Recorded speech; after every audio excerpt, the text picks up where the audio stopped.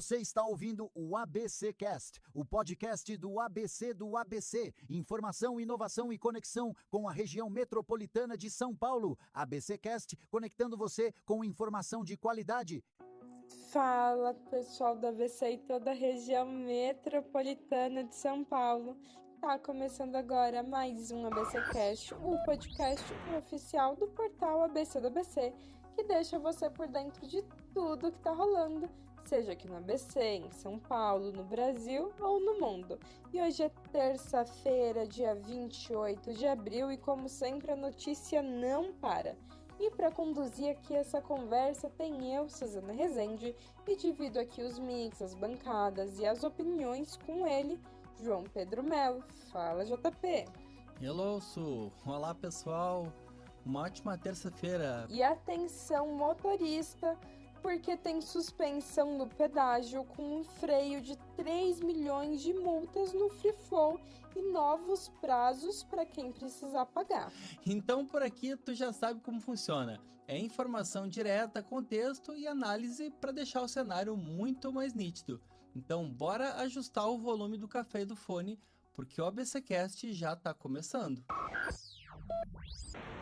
É isso aí, e a gente abre o programa falando sobre o pacote de renegociação de dívidas. Então, olha só, JP ouvinte, o governo federal deve anunciar essa semana o novo programa de renegociação de dívidas. E tudo isso foi após sinalizações dadas ontem pelo Ministério da Fazenda.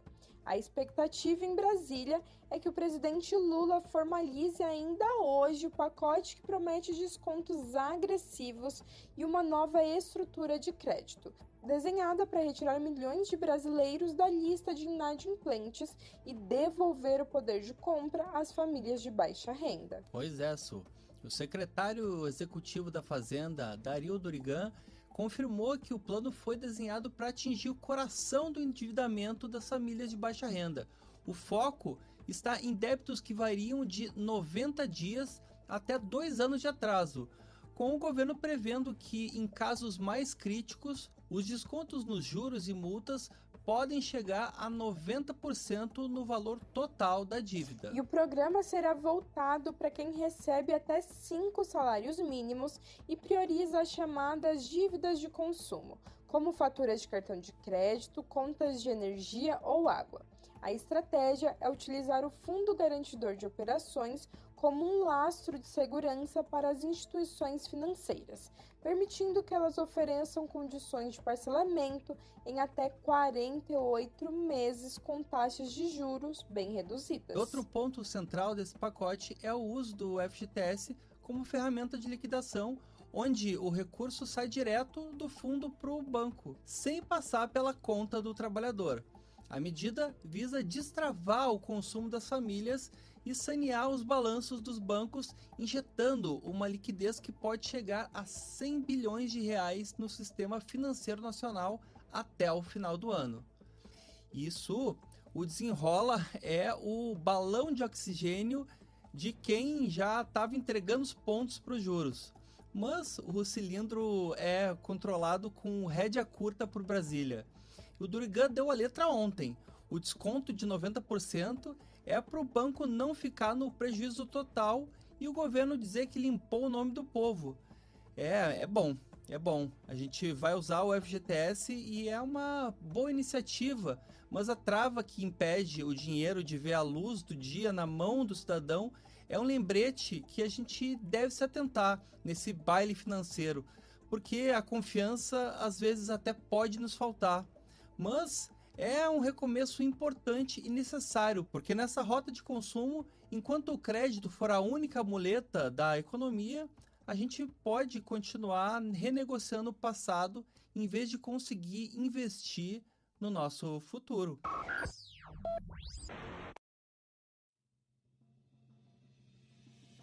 E agora vamos para o nosso giro de notícias, iniciando pelo artesanato nos shoppings.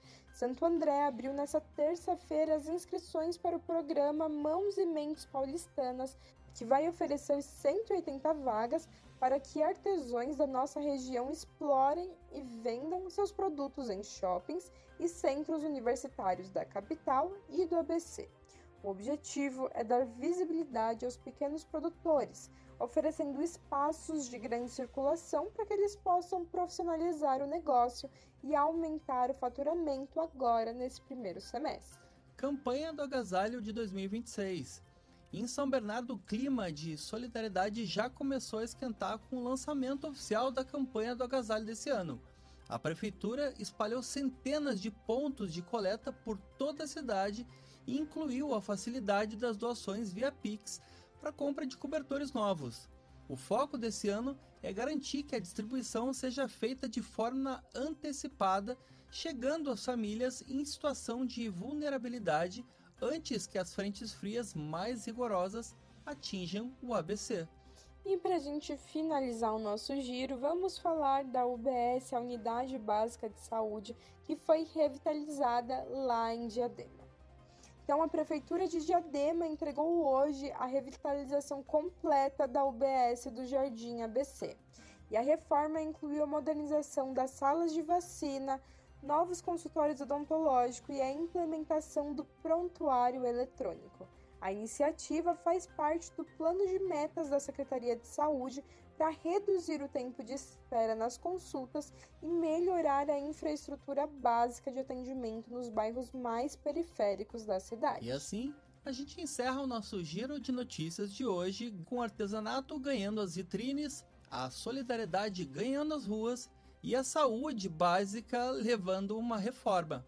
E se tu quiser acompanhar em detalhes estas e outras histórias que a gente contou por aqui, já sabe, basta acessar o nosso site oficial, que é o abcdoabc.com.br.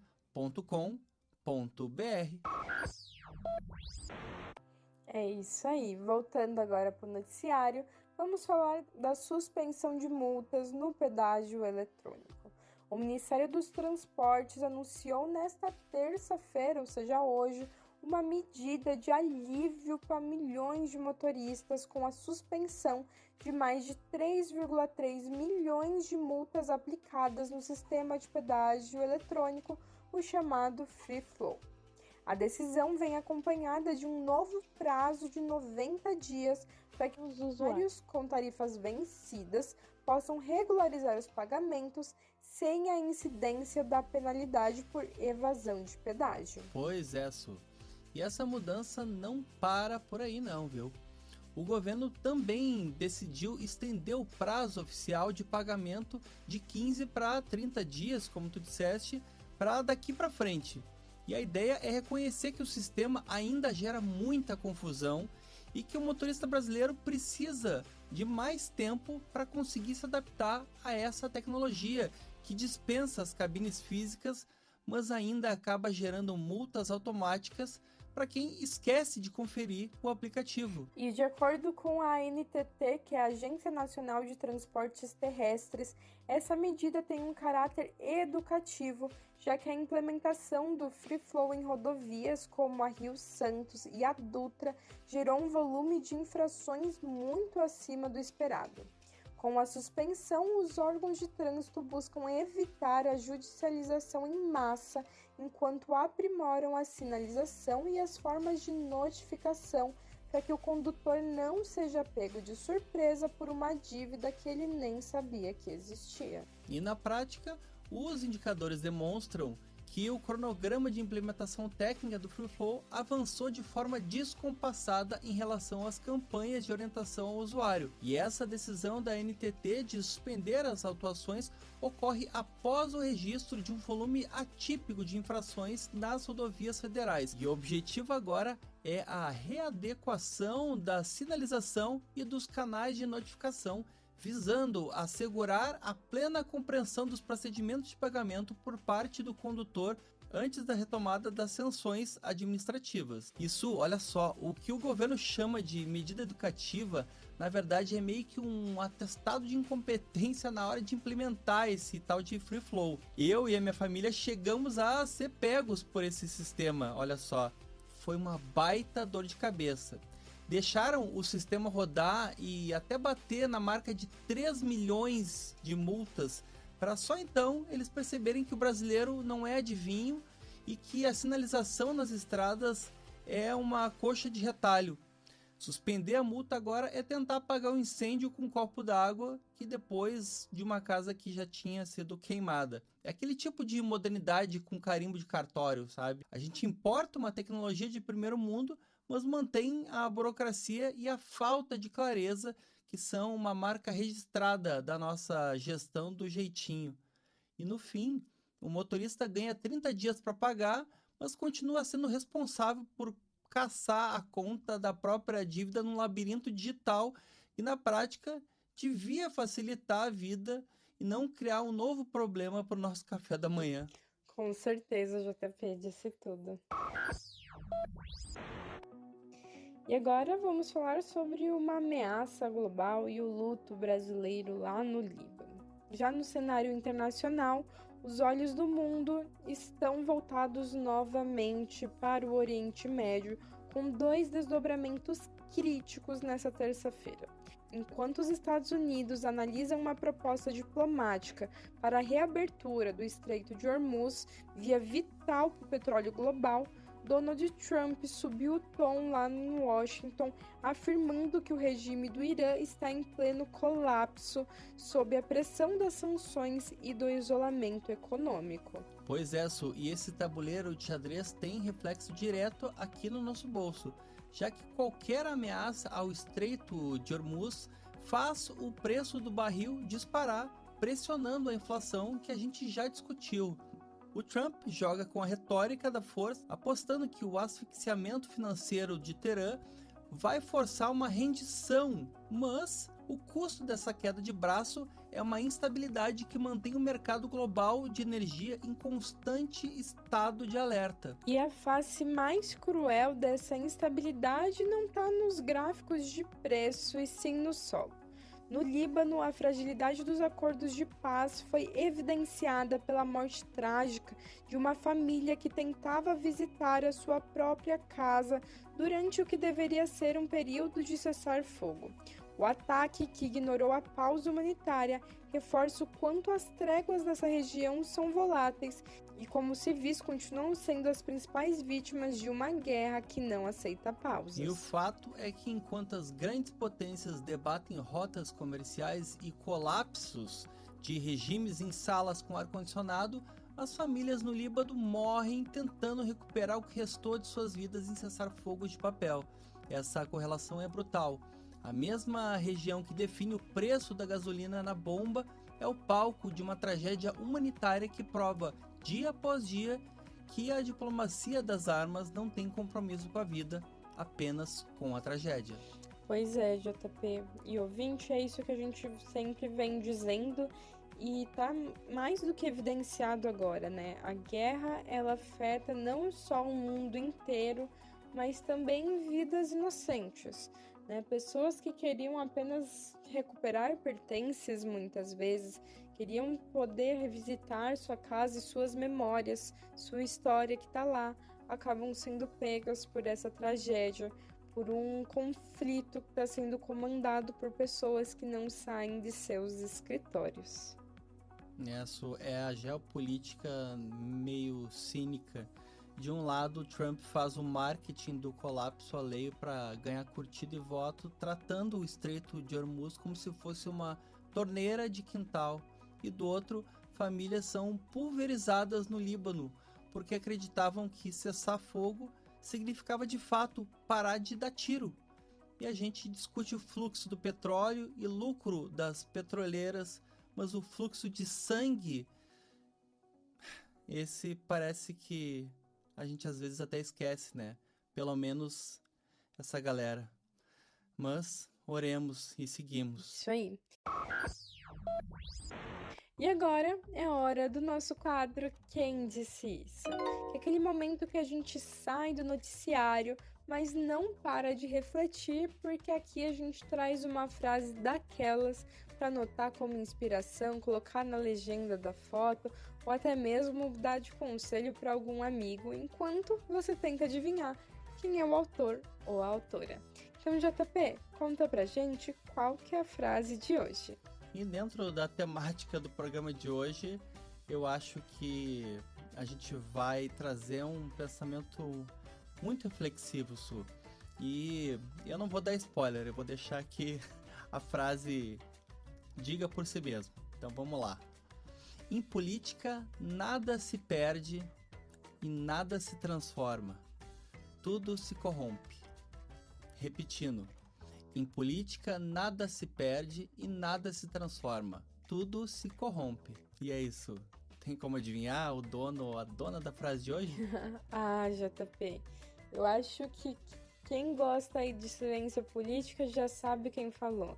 E quem disse isso foi Milor Fernandes, que sempre foi o nosso maior tradutor do absurdo nacional.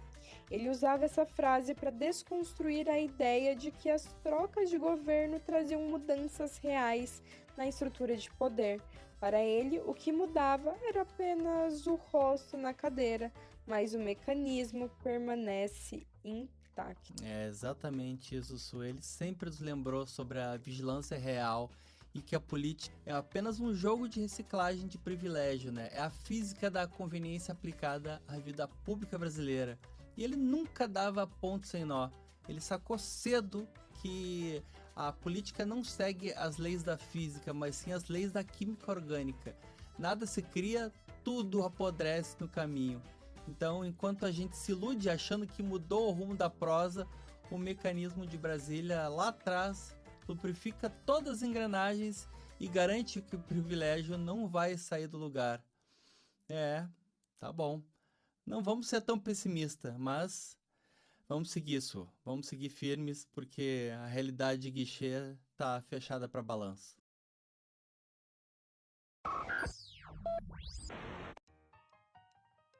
É isso aí, e é seguindo que a gente termina mais um ABCcast. Lembrando que se você quiser nos acompanhar de segunda a sexta, ou até mesmo acompanhar outros produtos, como, por exemplo, o Cine ABC Metrópole, que sai às sextas, e o ABCcast Conexões, que é o nosso MesaCast, que sai aos sábados, os 3 produtos estão disponíveis em todas as plataformas. É no YouTube, no Deezer, no Spotify, no Amazon Music, no Apple Podcast.